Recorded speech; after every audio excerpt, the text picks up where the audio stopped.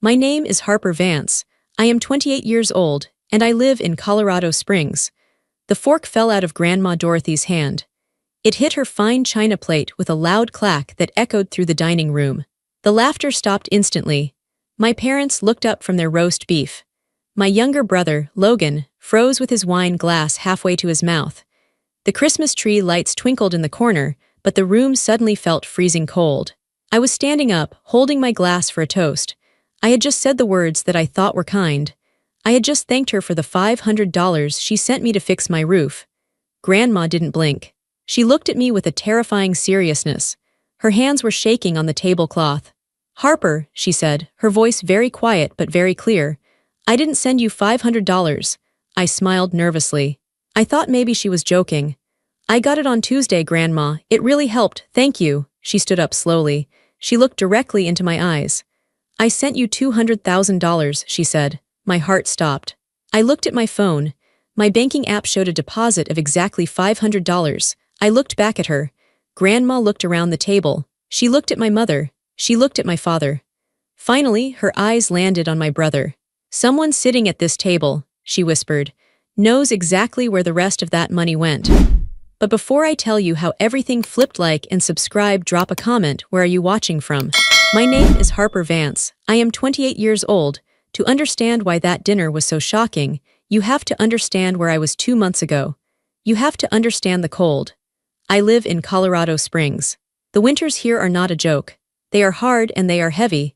I bought my house 3 years ago. It is a small house. It has 2 bedrooms and a small porch. It isn't a mansion, but it is mine. I worked double shifts for 5 years to save the down payment. I didn't take a dime from my parents. I did it on my own. I was proud of that house. But nature doesn't care about your pride. It happened in late October. We got a storm that nobody predicted. It wasn't just snow. It was heavy, wet slush that turned into ice as soon as the sun went down. I was sleeping when I heard the noise. It sounded like a gunshot but deeper. It was a loud crack that vibrated through the floorboards. I sat up in bed. My breath was visible in the air. The heat was on, but the house felt different. It felt exposed. I put on my robe and walked into the hallway. I stepped in a puddle. The water was freezing. I looked up. The ceiling in the hallway was sagging. The drywall was wet and gray. As I watched, a drop of water fell right onto my forehead. I ran to the kitchen to get a bucket. By the time I came back, the drip was a stream. The roof had given way under the ice. The next morning was a nightmare. I called 5 different roofing companies. Only one picked up. His name was Mike. He came out in his truck, climbed up a ladder, and came back down 5 minutes later. He took off his hat and looked at me with pity. "It's bad, Harper," he said. "The main beam is cracked. The ice dam pushed water under the shingles and rotted the wood. We can't just patch this. You need a structural repair and a new roof." I felt sick. "How much?" I asked. Mike looked at his clipboard. He did some math. "Materials are up right now. Labor is tight. I can do it for $18,000. That's the friends and family price." $18,000. I nodded calmly like it was no big deal. I shook his hand and thanked him. I watched him drive away. Then I went inside, sat on my wet floor and cried. I checked my savings account. I had exactly $4,000. I had an emergency fund, but my car had broken down in August, and that took half of it. I had $4,000 to fix an $18,000 problem. I tried everything. I went to the bank the next day to ask for a loan. The loan officer was a nice lady named Sarah.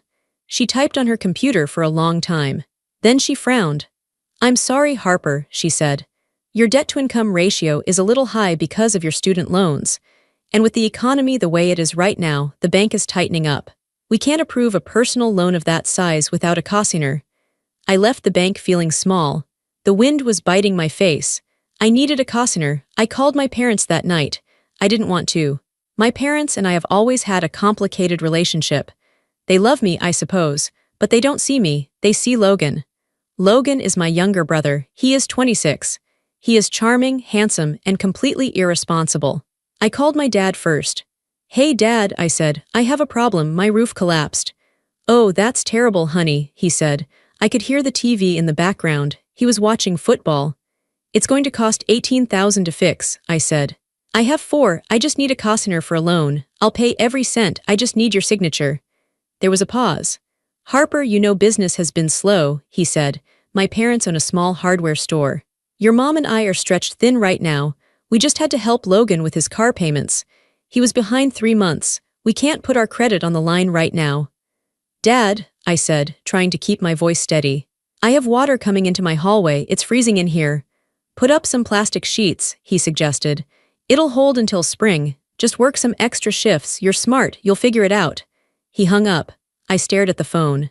He had just paid 3 months of car payments for Logan, who drives a brand new truck he can't afford. But he couldn't sign a piece of paper for me so I wouldn't freeze. That night, it snowed again. I slept in the living room with 3 blankets. I could hear the water dripping into the buckets in the hallway. Drip, drip, drip. It was the sound of my life falling apart. Finally, I swallowed my pride. I called Grandma Dorothy. Grandma Dorothy is my mother's mother. She is 80 years old, sharp as a tack, and she has no patience for nonsense. She lives in Florida now, in a nice condo. She has money. Grandpa was a smart investor, and when he passed, he left her very comfortable. I called her on a Tuesday. Grandma, I said. Harper, she sounded delighted.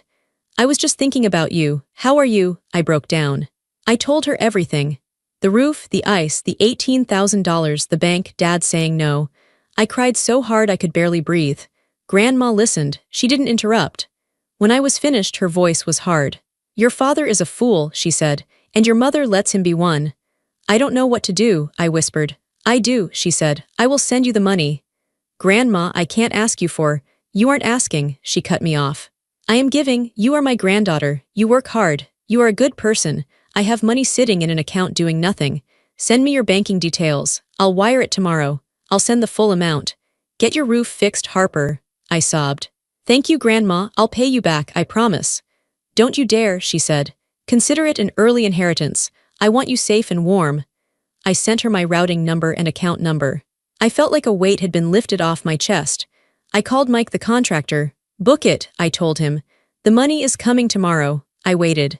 The next day my phone buzzed. Deposit received. I opened the app, my heart pounding with relief. I stared at the screen. Deposit, $500. I blinked. I refreshed the page. Maybe it was a mistake. Maybe the internet was slow. Deposit, $500. My stomach dropped. $500. That wouldn't even cover the materials for the patch job. I sat on my couch, confused. Had I heard her wrong? Had she said 500 and I just imagined she said the full amount? No. She said 18,000. She said the full amount. Maybe she checked her accounts and realized she didn't have as much as she thought. Maybe she talked to my mom, and my mom told her not to give me that much money. Maybe she thought I was lying. My mind raced with anxiety. I wanted to call her. I picked up the phone to dial her number. But then shame stopped me. How could I call an 80-year-old woman and say, "Hey, where is the rest of the money?" It sounded greedy. It sounded ungrateful. If she only sent 500, that was her choice. It was a gift. I had no right to demand more. I put the phone down. I felt humiliated. Even Grandma, the one person I thought was on my side, had decided I wasn't worth the full help. So I struggled. I didn't fix the roof. I went to the hardware store and bought heavy-duty tarps. I climbed up there myself, slipping on the ice, and nailed them down. It was dangerous and stupid, but I had no choice. Inside, I taped plastic sheeting over the hallway entrance to keep the heat in the living room. I turned the heat down to 60 degrees to save money. I took a second job working nights at a warehouse. I worked from 8 a.m. to 5 p.m. at my design job, then went to the warehouse from 7 p.m. to midnight. I was exhausted. I lost weight. My skin turned gray from lack of sleep. Every time I talked to my parents, they asked, "How's the roof?" "It's fine," I lied. "I handled it." I didn't tell them about the tarps. I didn't tell them about the second job. I didn't tell them that I was eating instant noodles every night. And I didn't tell Grandma anything. I sent her a thank you card. "Dear Grandma, thank you so much for the gift. It helped a lot. Love, Harper." I thought that was the end of it. I thought I just had to survive the winter. Then came Christmas Eve. My parents' house was warm. Too warm. It smelled like pine needles and roasting meat. It was the picture of a perfect family Christmas. I was tired. My back ached from lifting boxes at the warehouse the night before, but I put on a red dress and a smile. I drove my beat-up car to their house. Logan was already there. His truck was in the driveway. It was a massive, shiny black truck. It probably cost $60,000. He was in the living room drinking a glass of expensive bourbon. "Hey, sis," he grinned. He looked healthy, rested. He was wearing a cashmere sweater. "You look tired, rough night." "Working," I said shortly. "You work too much," he laughed. "You need to learn to relax." My dad walked in and slapped Logan on the back. "Leave her alone, Log. Not everyone has your business sense." I bit my tongue. Logan didn't have business sense. He had asked Dad for money sense. But I said nothing. Grandma Dorothy was sitting in her favorite armchair. She looked frail but elegant. She was wearing a green velvet suit. When she saw me, her face lit up. "Harper," she said, reaching out a hand. I went to her and kissed her cheek. "Merry Christmas, Grandma." "You look thin," she whispered, squeezing my hand. "Are you eating?" "I'm fine," I lied again. Dinner was served at 6 o'clock. The table was beautiful. Candles, crystal glasses, the good silver. We sat down. Dad carved the roast beef. Mom passed the potatoes. We made small talk. We talked about the weather. We talked about Logan's investments, which usually meant sports betting. Then, I decided to be nice. I decided to give a toast. I wanted to acknowledge the $500. Even if it wasn't enough, it was the only help I had received. I stood up. I tapped my glass. "I just want to say something," I said. The table went quiet. "I want to thank Grandma. You know I had a hard time with my house this winter. And Grandma, the gift you sent me, the $500, it meant a lot. Thank you for thinking of me." That was when the fork fell. That was when she said the words that changed my life. "I didn't send you $500. I sent you $200,000. The silence after she said that was heavy. It felt like the air had been sucked out of the room. My mother laughed nervously. It was a high, shrill sound. "Oh, Mother," she said, "you're confused. You probably meant to send that, but you pressed the wrong button. You know how you are with technology." Grandma turned her head slowly to look at my mother. "I am not confused, Linda. I went to the bank in person. I sat with the branch manager. I signed the wire transfer papers. $200,000. She looked back at me. "Harper, open your phone, show me the transaction." My hands were shaking. I pulled out my phone. I opened the banking app. I handed the phone to her. She put on her reading glasses. She stared at the screen. "November 14th, she read aloud. "Deposit, $500, sender, Dorothy Vance Trust." She frowned. She tapped the screen. Then she reached into her purse. She pulled out a folded piece of paper. It was a bank receipt. She unfolded it and placed it next to my phone on the table. "Look," she said. I looked. The receipt was dated November 14th. It showed a wire transfer of $200,000. Destination, Harper Vance. Status, completed. "I don't understand," I whispered. "If you sent it, where is it?" Grandma looked up. Her eyes were like steel. "Someone intercepted it." "That's impossible," my dad said. He was sweating now. "Banks don't just lose money, it's a glitch. We'll call them on Monday." "No," Grandma said. "We are not waiting for Monday." She picked up her cell phone. She dialed 3 numbers, 9-1-1. "Mom," my mother shrieked. "What are you doing? It's Christmas Eve." "I am reporting a grand larceny," Grandma said calmly into the phone. "My name is Dorothy Vance. I am at 42 Oak Lane. A large sum of money has been stolen." The next 20 minutes were a blur. My parents were arguing with Grandma, telling her she was being dramatic, begging her to hang up. Logan was sitting very still. He hadn't said a word. He was staring at his plate, pushing a pea around with his fork. Then the doorbell rang. The police take financial theft of that size very seriously, even on Christmas. 2 officers arrived. One was a younger man, Officer Miller. The other was an older woman, Sergeant Green. They came into the dining room. The holiday music was still playing softly in the background, Silent Night. It felt sick. "Who called?" Sergeant Green asked. "I did," Grandma said. She stood up. She handed the officer the receipt and my phone. "I sent this money to my granddaughter. She received this amount. The rest is missing." Sergeant Green looked at the documents. She looked at me. "Ma'am, are you Harper Vance?" "Yes," I said. "Did you authorize any other transfers out of your account on that day?" "No," I said. "I didn't even know the money was there." "We need to see your full transaction history," the sergeant said. "Can you open the detailed view on your laptop? The app doesn't show everything." I didn't have my laptop. It was at home. "I have my iPad," Logan said suddenly. His voice was hoarse. "You can log in on that." He offered it too quickly. He wanted to look helpful. I took the iPad. I logged into my bank's website. My hands were trembling so hard I typed the password wrong twice. Finally, I got in. We all gathered around the screen, the officers, my parents, grandma, and me. I went to November 14th. There it was, incoming wire. Plus $200,000 my breath caught. It had arrived. But right below it, with the exact same timestamp, down to the second, was another line. Automatic transfer. Minus $199,500 remaining balance. $500, it was automatic, Sergeant Green said, pointing at the screen. See that code? Auto FWD. Someone set up a rule on your account. As soon as a large deposit hit, it immediately bounced the money to another account. Where did it go? Grandma demanded. The sergeant tapped the line to expand the details. Recipient. LV Consulting came in. The room went silent. LV, Grandma said. Her voice was ice cold. She turned to look at my brother, Logan Vance. My mother gasped. No, that's a coincidence. Logan doesn't have a consulting company. Logan, my dad said, his voice shaking.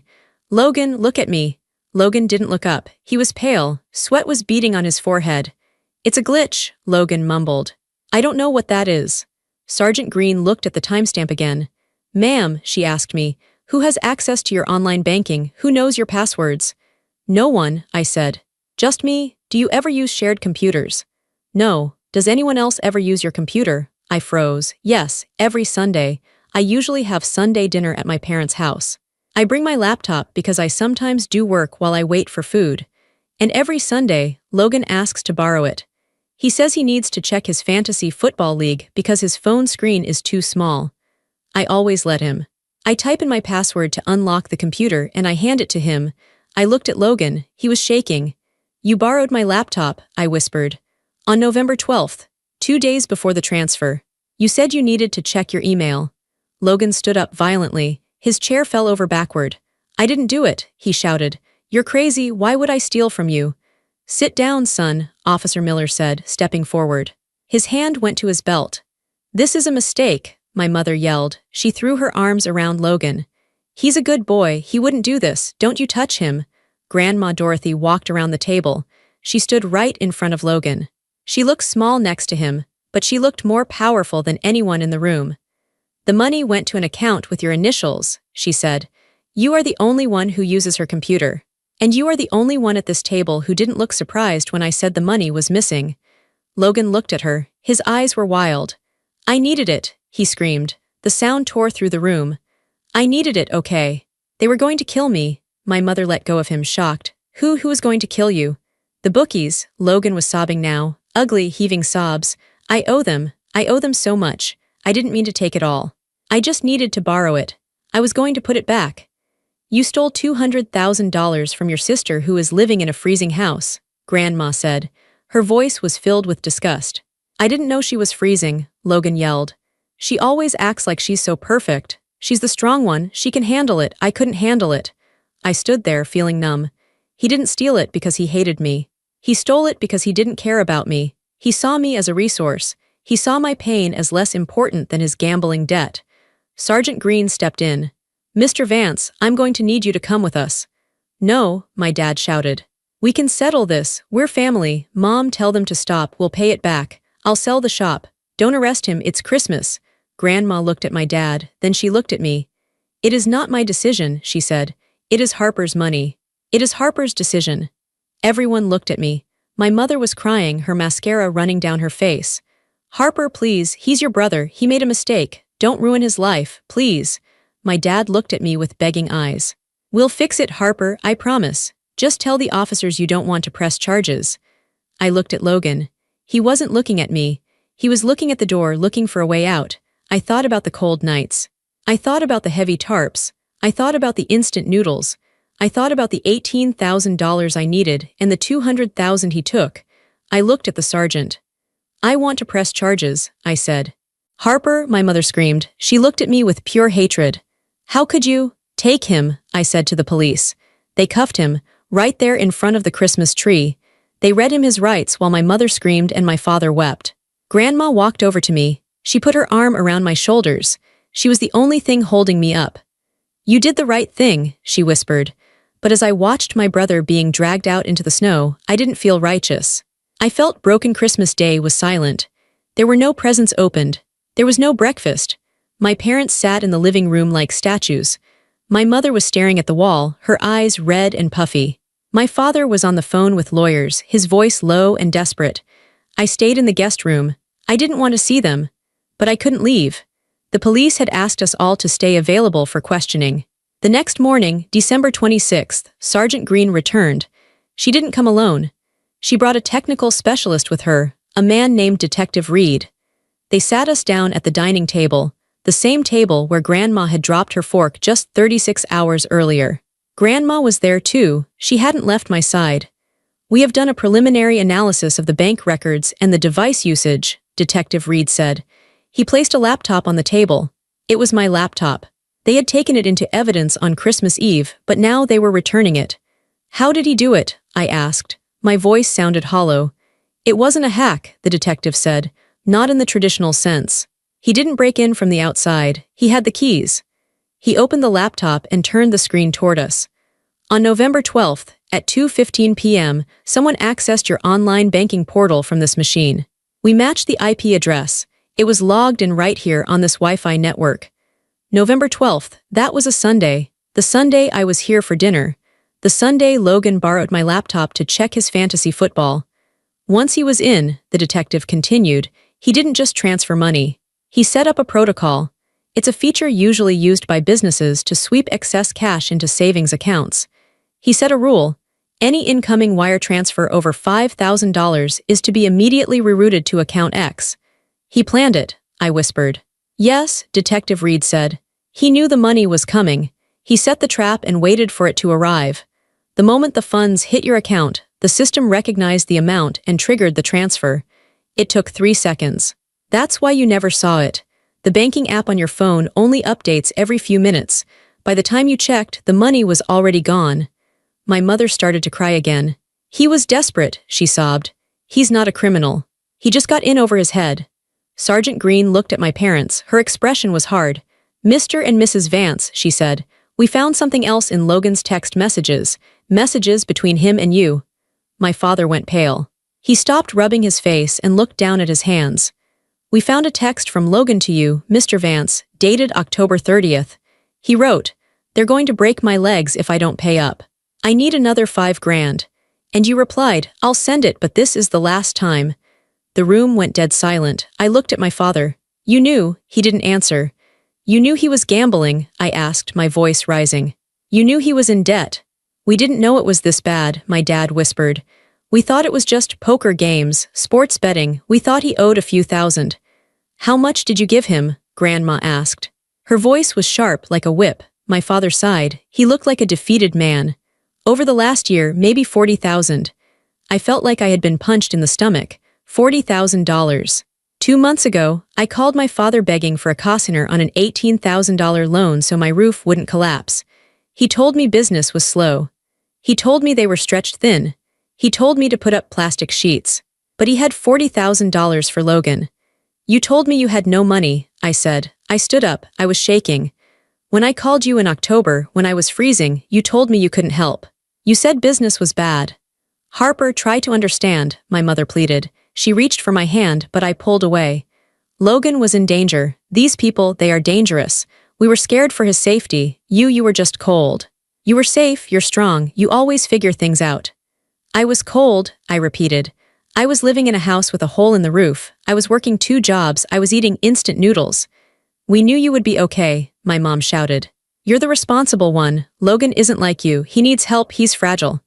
"He is a thief," Grandma yelled. She slammed her hand on the table. "And you are enablers. You let your daughter suffer so you could fund your son's gambling addiction."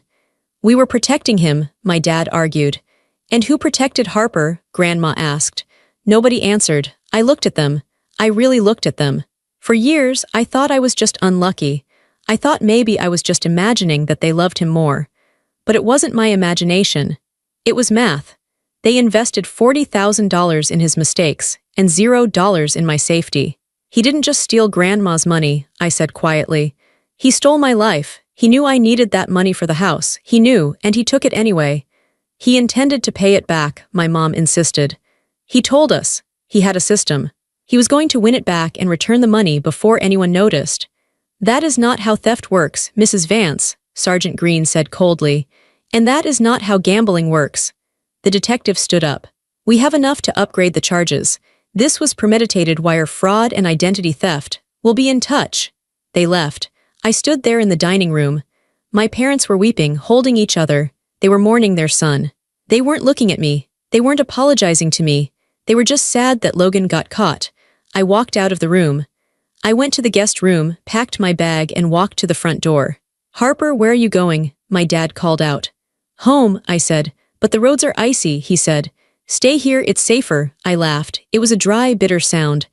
I am never safe here, I said. I walked out the door. I didn't look back. I drove home, but I couldn't settle down. My mind was racing. My mother said Logan had a system. She said he planned to win it back. But the detective said he had set up an automatic forwarding rule. That didn't sound like a panicked gambler making a mistake. That sounded like a cold, calculated operation. I needed to know the truth. Not the police version, not my parents' version. I needed to see it myself. I had a key to Logan's apartment. He gave it to me a year ago when he went on vacation so I could water his plants. I never gave it back. I drove to his building. It was a nice building downtown, much nicer than my house. He paid rent he couldn't afford to keep up appearances. I let myself in. The apartment smelled like stale pizza and expensive cologne. It was messy. Clothes were thrown over the couch. Takeout boxes were piled on the counter. I walked into his bedroom. On his desk, there were 3 monitors set up. It looked like a stock trader's station. This was where he played his games. I sat down in his chair. The computer was off, but I guessed his password. It was Logan Vone. He was never very creative. The screen flickered to life. The desktop was covered in files, but one folder stood out. It was named the big one. I clicked it. Inside was a spreadsheet. I opened it. My breath hitched. It was a list of debts, but it wasn't just gambling. It was everything. Credit cards, $22,000 bookie, Mikey, $14,000 car loan, $55,000 personal loan, mom and dad, $40,000. The total was nearly $130,000. He wasn't just in debt, he was drowning. But then I saw the tabs at the bottom of the spreadsheet. One was labeled targets. I clicked it. There was a list of names, family members. Mom and dad tapped out. Uncle Ben, suspicious, won't lend. Harper, good credit, trusting. Possible cosigner, Grandma Dorothy, the whale. I stared at the words. The whale, that's what he called our grandmother. Next to Grandma's name he had written notes. Assets, approx $2 million. Vulnerability, loves Harper, will send money if Harper asks. I felt sick, he knew. He knew Grandma would help me. He had been waiting for me to ask her. I closed the spreadsheet and opened a text file named Script. It was the code the detective had talked about. I don't know much about computers, but I could read the notes he left for himself. Step 1, get access to Harper's laptop, Sunday dinner. Step 2, install auto-forward script on banking portal. Step 3, set trigger amount to $5,000. Step 4, create offshore holding account. He had pasted a link to a website, Cayman Islands LLC setup, and then, at the bottom of the document, there was a note in bold, typed in all caps. Note, test with small amount first. If SHE doesn't notice $50 missing, she notice the redirect until it's too late. He had tested it. I remembered a few weeks ago, I thought I had lost $50. I thought I had spent it on gas and forgot to log it. He had stolen $50 from me just to see if the pipe worked. This wasn't desperation. This was a heist. He wasn't a sad boy who made a mistake. He was a predator. He had analyzed us. He had labeled us. He had planned exactly how to use Grandma's love for me to get rich. I took out my phone. I started taking pictures. I photographed the spreadsheet. I photographed the targets list. I photographed the whale note. I photographed the Cayman Islands account number. My hands were steady now. The sadness was gone. It was replaced by a cold, hard anger. I found one last thing. A piece of paper under his keyboard. It was a handwritten list of things he was going to buy. Pay off Mikey, $14,000. First class trip to Vegas, $5,000. New rims for truck, $3,000. Watch, $10,000. He wasn't even planning to pay off the full debt. He was going to steal $200,000, pay off the bookie to stop the threats, and then go to Vegas to party with the rest. He was going to leave me with a broken roof and a broken heart while he bought a watch. I took the paper. I walked out of the apartment. I sat in my car and emailed every single photo to Sergeant Green. Then I dialed the detective's number. "Sergeant Green," I said when she answered. "It's Harper. Harper, is everything okay?" "No," I said, "but I have evidence. He didn't just do this on a whim. He's been planning to rob Grandma for months. I just sent you the proof. We'll look at it immediately." "One more thing," I said. "Yes, my parents said he was going to pay it back. I found his spending list. He was going to Vegas. He was never going to pay it back." There was a pause on the line. "Thank you, Harper. This changes things. This proves malice. It will help the prosecutor a lot." I hung up. I looked up at the apartment building one last time. I thought about the brother I used to play tag with. I thought about the brother I defended on the playground. That brother didn't exist. Maybe he never existed. There was only Logan Vance, the con artist, and I was done being his victim. I started the car. I had one more thing to do. I had to show my family what I found. I had to break the illusion once and for all. I drove to my parents' house. The roads were still icy, but I didn't feel the cold anymore. My hands were tight on the steering wheel. I felt a fire burning in my chest. It was the fire of truth. When I pulled into the driveway, I saw it.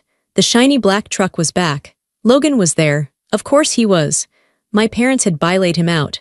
It had been less than 48 hours since he was arrested on Christmas Eve, and he was already out. They probably used the equity in their house or drained their retirement accounts to post his bail. They couldn't stand to see their precious boy in a cell for even 2 days. I turned off the car. I grabbed my phone. I had the photos. I had the evidence. I walked to the front door. I didn't knock. I used my key and pushed the door open. The living room was quiet. My parents were sitting on the couch. Logan was sitting in the recliner, wrapped in a blanket. He looked pathetic. He was drinking hot cocoa. My mother was rubbing his back, whispering soft things to him. "It's okay, honey," she was saying. "We'll get a good lawyer. It was all a misunderstanding." They looked up when I walked in. The room went silent. "Harper," my dad said. He sounded tired. "We didn't expect you back." "I see Logan is home," I said. My voice was very calm. It scared me how calm I sounded. "We posted bail," my mom said defiantly. She lifted her chin. "He is innocent until proven guilty. We aren't going to leave him in that place with criminals." "He is a criminal, Mom," I said. "Don't start," Logan groaned. He didn't look at me. He stared at the TV, which was turned off. "I've had a rough couple of days, just leave me alone." "A rough couple of days," I laughed. "I've had a rough couple of months, Logan, remember, when I was freezing." "Harper, please," my dad said. "We are trying to heal as a family. If you are here to yell, please leave." "I'm not here to yell," I said. "I'm here to watch TV." I walked over to the large flat-screen TV on the wall. I pulled out my phone. "What are you doing?" Mom asked. "I went to Logan's apartment," I said. Logan froze. He sat up straight. The blanket fell off his shoulders. "You did what? You have no right. That's my privacy." "You gave me a key," I reminded him. "And you used my laptop to steal $200,000. So I think we are past privacy." I tapped my phone screen and connected it to the TV via AirPlay. "I found some interesting things on your computer, Logan," I said. "I think Mom and Dad need to see them." "Stop," Logan yelled. He tried to stand up, but he was clumsy. "Dad, tell her to stop." "Sit down, Logan," I said sharply. The first image popped up on the giant screen. It was the spreadsheet. The font was huge and clear. "Total debt, $129,000. My parents gasped. "What is that?" my dad whispered. He stood up and walked closer to the TV. "That is the real number," I said. "Not the few thousand he told you about. He owes $129,000. I swiped to the next photo. The list of creditors. Mikey the bookie, $14,000. Credit cards, $22,000. Car loan, $55,000. "My God," my mother breathed. She put her hand over her mouth. "Logan, you said it was just a little bit." Logan didn't answer. He was pale. He was shaking his head, looking at the floor. "But that's not the worst part," I said. "The worst part is the targets list." I swiped again. The screen filled with the list of names. Mom and Dad, tapped out. Harper, good credit, possible cosigner. Grandma Dorothy, the whale. The whale, I read aloud. I pointed at the screen. "That is what he calls Grandma, his own grandmother. The woman who fed him cookies. The woman who paid for his summer camp. To him, she isn't a person. She is a giant fish to be hunted." My dad looked at Logan. "You called your grandmother a whale." "It's just notes," Logan stammered. "It doesn't mean anything. I was just brainstorming." "And look at the note next to her name," I continued. Vulnerability loves Harper will send money if Harper asks. I turned to my parents. He used me, I said. He knew Grandma wouldn't give him the money because she knows he's irresponsible. But he knew she trusted me, so he waited. He waited for me to be in trouble. He waited for me to ask for help. And then he set the trap. I swiped to the next image, the script code, the Cayman Islands account. He wasn't going to pay it back, I said. This is an offshore account. You can't just transfer money back from the Cayman Islands easily. This was a one-way trip. I swiped to the final image, the shopping list. Vegas trip $5,000, new rims $3,000, watch $10,000. He was going to Vegas, I said. He was going to take Grandma's money, pay off his bookie so his legs wouldn't get broken, and then he was going to party with the rest. He was going to buy a $10,000 watch while I was taping plastic sheets to my ceiling. The room was deadly silent. The only sound was the hum of the refrigerator in the kitchen. I looked at my mother. I waited for her to scream at him.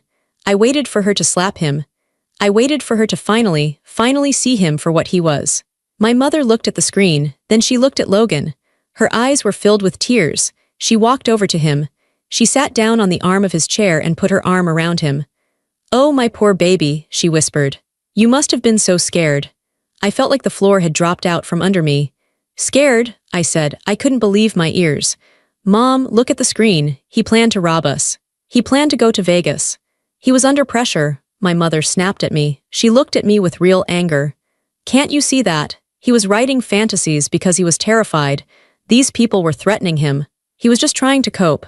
"He wasn't coping," I yelled. "He was stealing."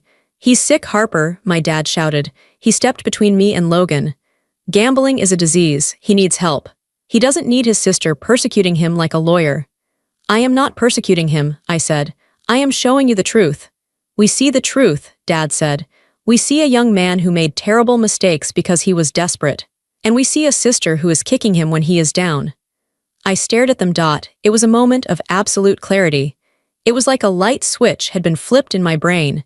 Nothing he did would ever be enough to make them leave him. And nothing I did would ever be enough to make them choose me. If he had burned my house down, they would have said he was just trying to stay warm. If he had killed someone, they would have said it was self-defense. They were sick. They were just as sick as he was. They were addicted to saving him, and to do that they had to sacrifice me. I was the fuel for their fire. "You don't care," I said softly. "You don't care that he hurt me." "We care," Mom cried. "But you are strong. You can take care of yourself. Look at you, you're standing there so high and mighty. Logan is broken. We have to help the one who is broken." "He is broken because you never let him face a consequence in his life," I said. "And I am strong because I never had a choice." Logan looked up from his mother's shoulder. He looked at me, and for a second, just a split second, I saw a smirk on his face. He knew he had won them. He knew he could do anything and they would still protect him. "Get out," Logan said. "What?" I asked. "Get out of my house," he said. "This is Mom and Dad's house, and they want you to leave." I looked at my parents. They didn't tell him to shut up. They didn't correct him. They just looked at me with sad, disappointed eyes. "Maybe it's best if you go, Harper," Dad said. "Just for now, until things calm down. You're just upsetting everyone." I nodded slowly. "Okay," I said, "I'll go." I disconnected my phone from the TV. The screen went black. "But before I go," I said, "there is one more thing you should know." "What?" Mom asked, annoyed. "I sent these photos to the detective before I came here." The color drained from my father's face. "You did what?" he whispered. "I emailed them to Sergeant Green," I said, "about 20 minutes ago." "Why would you do that?" my mother screamed. She jumped up from the chair. "We laid him out. We are handling it. Why do you want to destroy this family?" "I didn't destroy this family," I said. "Logan did, and you helped him." "Call her back," Dad yelled. He was panic-stricken. "Harper, call the detective right now. Tell her it was a mistake. Tell her you made those images. Tell her anything." "No," I said. "He will go to prison." Mom shrieked. She grabbed my shoulders and shook me. "Do you hear me? Federal prison, for years. He won't survive in there. He's a soft boy." "He's not a boy," I said, pulling her hands off me. "He is 26 years old, and he is not soft. He is a predator."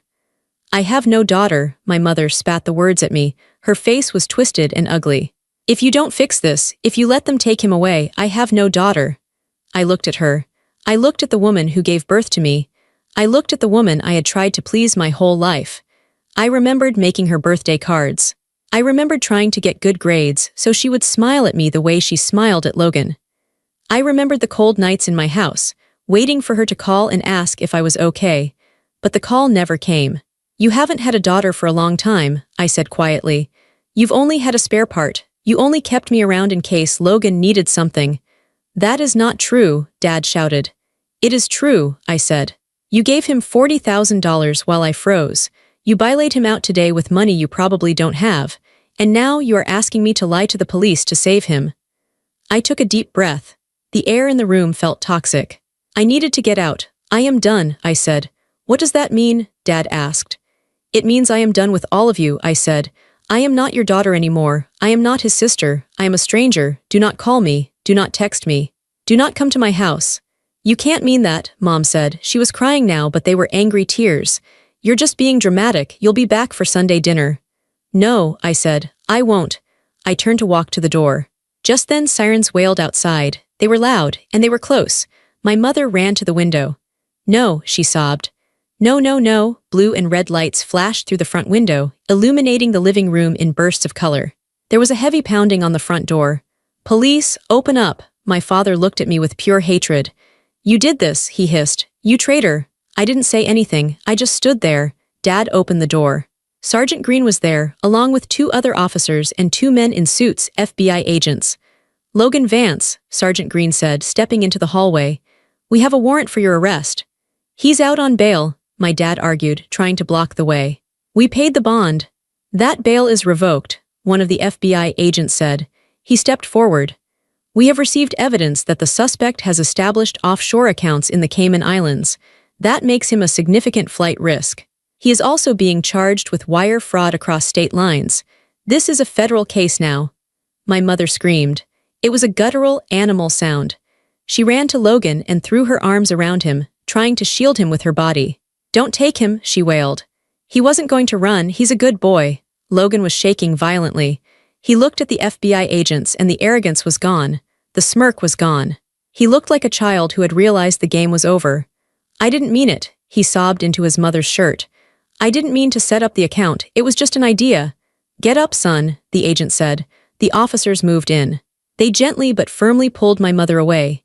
She fought them. She scratched at their arms. "Ma'am, step back or you will be arrested for obstruction," Sergeant Green warned. Dad grabbed Mom and held her back. She collapsed in his arms, weeping uncontrollably. They pulled Logan out of the chair. They cuffed his hands behind his back. This time, they used metal leg shackles too. Logan looked at me as they walked him to the door. "Harper, please," he begged. His nose was running. He looked pathetic. Tell them I'm your brother. Help me." I looked him in the eye. "I don't have a brother," I said. He flinched like I had slapped him. The officers marched him out into the snow. The cold air rushed into the house, chilling the warm living room. I watched them put him into the back of a black SUV. I turned back to my parents. They were huddled together on the floor. My mother was rocking back and forth. My father was staring at the wall, his face gray. "Get out," my father whispered. "I'm leaving," I said. "I hope you die," my mother whispered. She didn't look at me. "I hope you die alone and cold." It hurt. I won't lie. It felt like a knife in my heart. But the pain was different this time. It wasn't the pain of hoping for love and not getting it. It was the pain of cutting off a gangrenous limb. It hurt, but it was necessary to survive. "I won't die alone," I said, "and I will never be cold again." I walked out the front door. I walked past the police cars. I walked past the black SUV where my brother was crying. I got into my car. I took a deep breath. The air in my car was freezing, but I turned the key and the engine roared to life. The heater kicked on. I drove away. I watched the house disappear in my rearview mirror. The house where I grew up. The house where I learned that I wasn't enough. I drove until the house was just a speck, and then I drove until it was gone completely. I didn't go home immediately. I drove to the nursing home where Grandma was staying temporarily while the investigation was ongoing. She didn't want to be alone in her condo. I walked into her room. She was sitting by the window, reading a book. When she saw me, she put the book down. She saw my face. She saw the red eyes, the exhaustion, the strange calmness. "Is it done?" she asked softly. "It's done," I said. "They took him, the FBI." Grandma nodded slowly. She didn't look happy. She looked sad but resigned. "And your parents? They chose him," I said. Even at the end, they told me they have no daughter. Grandma stood up. She walked over to me. She is a small woman, but her hug felt stronger than iron. She held me tight. They are wrong, she whispered into my ear.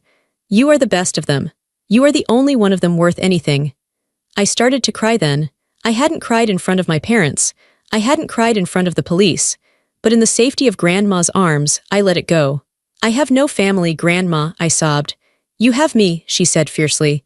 And that is enough. We will build a new family, a better one. We sat there for a long time. The sun went down outside the window, painting the snow purple and blue. I felt a strange sensation in my chest. It was an emptiness, yes. The space where my parents and brother used to be was now a crater. But the crater was clean. The infection was gone. I was 28 years old. I had $4,000 in the bank. My roof was still broken. But for the first time in my life, I was free. The next 6 months were a slow-motion car crash. But I wasn't in the car. I was watching from the sidewalk, safe behind a glass wall. The FBI investigation was ruthless. Once they started looking at Logan, they didn't stop. They found everything. It turned out the offshore account wasn't his only crime. He had been opening credit cards in my parents' names for 2 years. He had even taken out a small business loan using my dad's hardware store as collateral, forging my dad's signature. The trial was short. The evidence I provided, the spreadsheet, the photos of his computer, the whale note was damning. His lawyer tried to argue that he was a gambling addict who needed rehab, not prison. But the federal prosecutor held up the picture of the offshore account setup and the Vegas spending list. This is not addiction, the prosecutor said. This is calculated greed. Logan pleaded guilty to avoid a longer sentence. He got 7 years in federal prison. 5 years mandatory before he could even be considered for parole. He was also ordered to pay restitution, every penny of the $200,000, plus fines. When the judge read the sentence, I wasn't there. I read about it in the newspaper like a stranger. My parents were destroyed. Because Logan had forged my dad's signature on the business loan, the bank called in the debt immediately when the fraud was revealed.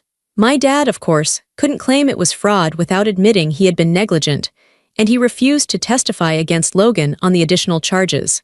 So, the bank came for the hardware store. The business my grandfather built, the business my dad had run for 30 years, it was gone in 3 months. They had to liquidate the inventory to pay the bank. The going out of business sign in the window was the talk of the town. But it didn't stop there. The legal fees for Logan's defense were astronomical. They had hired a high-end criminal defense attorney who charged $500 an hour. They drained their savings. Then they drained their retirement funds.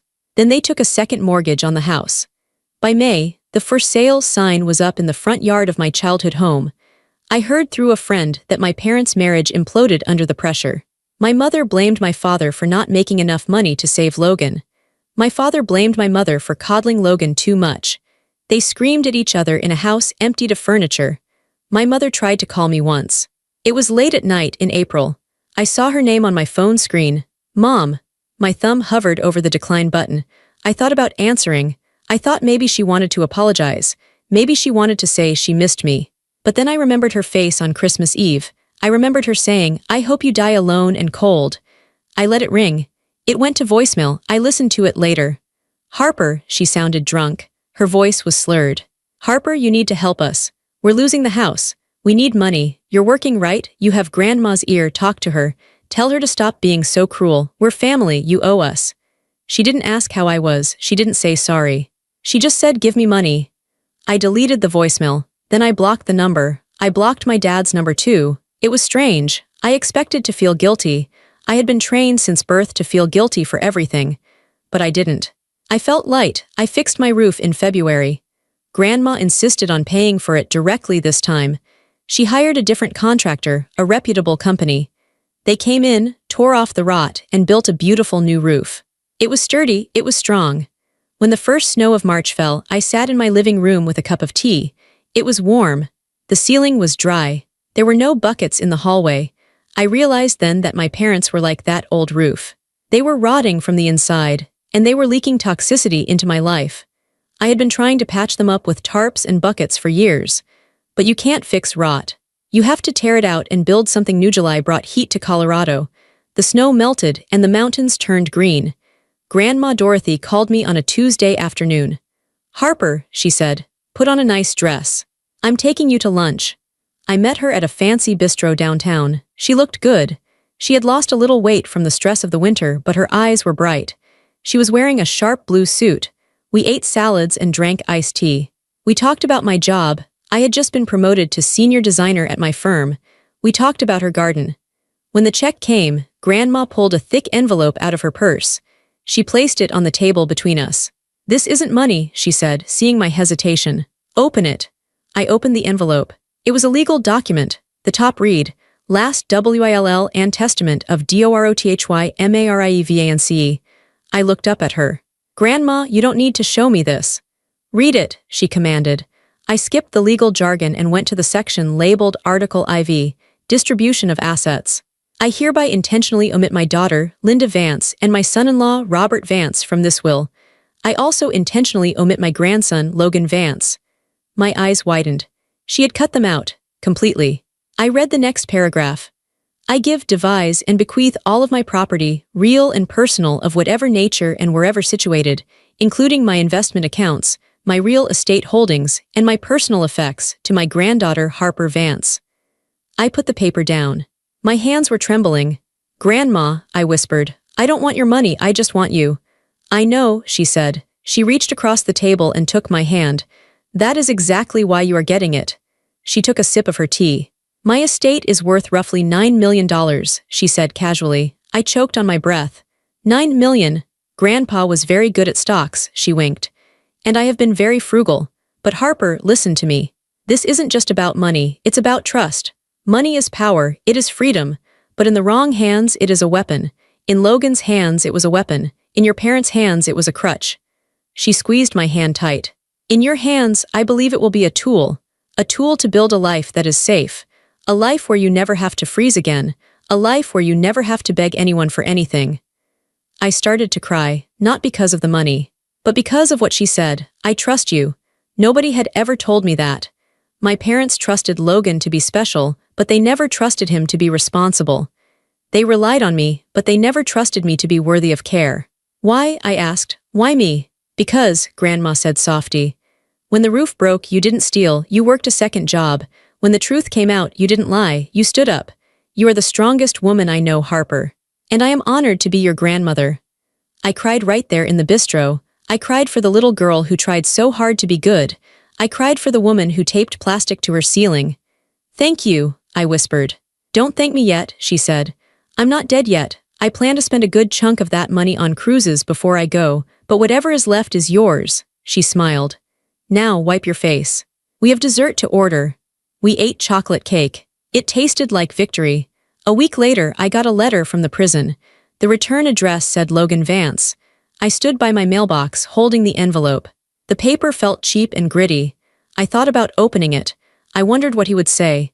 Would he blame me? Would he beg? Would he tell me he found God? I realized I didn't care. I didn't care about his excuses. I didn't care about his pain. He had made his choices. I walked over to the recycling bin. I dropped the unopened letter inside. I walked back into my house, my warm, dry, safe house, and closed the door. 5 years have passed since that Christmas. Grandma Dorothy passed away last spring. She went peacefully in her sleep at the age of 86. I was holding her hand when she took her last breath. It was the hardest day of my life, but it was also beautiful. There was no drama. No screaming, just love. The funeral was small. I didn't invite my parents. They found out about it, of course. They tried to come. They showed up at the church doors, looking old and worn out. My father stooped, my mother's hair gray and unkempt. They looked like ghosts of the people I once feared. I had security at the door. I had hired them specifically for this. "I'm sorry," the guard told them firmly. "This is a private service. You are not on the list." I watched from the balcony as they argued weakly, then turned and walked away. They drove off in a rusted sedan, leaving me to say goodbye to the only parent I ever really had. When the estate settled, it was exactly as she said. After taxes and fees, I inherited just over $8 million. But I didn't buy a mansion. I didn't buy a Ferrari. I didn't go to Vegas. I moved to Washington State. I found a small town on the coast, where the mountains meet the sea. I bought a house with huge windows overlooking the water. It has a studio with perfect north light. I quit my job and started my own design firm. I work for myself now. I choose my clients. If a client is rude or disrespectful, I fire them. I don't need their money. I have a dog named Barnaby. He is a golden retriever mix and he sleeps on the rug while I work. I date sometimes. I have good friends. I volunteer at a shelter for runaway teens. I teach them how to budget, how to save, and how to spot red flags. My parents still try to contact me occasionally. They create fake Facebook profiles. They send emails from new addresses. Harper, your father is sick. Harper, we are living in a rental apartment. Harper, Logan gets out next year. I delete them all. I don't hate them anymore. Hate takes too much energy. I just feel nothing. They are characters in a book I finished reading a long time ago. A sad book, but one that is closed. Sometimes, on stormy nights, when the wind howls off the ocean and the rain hammers against the glass, I sit by my fireplace. I listen to the sound of the storm. It used to terrify me. It used to remind me of the cold, the ice, the sagging ceiling. But now it reminds me of my strength. I look at the fire. I look at my sturdy roof. I look at my life. It is quiet here. There is no yelling. There is no lying. There is no wondering if the money in my account will disappear tomorrow. It is a quiet life. But it is my life. I sip my tea and look out at the dark ocean. If you are reading this, and you are the one holding the bucket while the roof leaks, if you are the one working double shifts while someone else gets the glory, if you are the one being told to set yourself on fire to keep someone else warm, put down the bucket. Let the roof fall if it has to. Walk out the door. It is cold out there at first, but I promise you there is a warmth waiting for you that you can't even imagine yet. The warmth of freedom. I am Harper Vance. I was a victim. Now I am just free. And that is the best ending I could have asked for.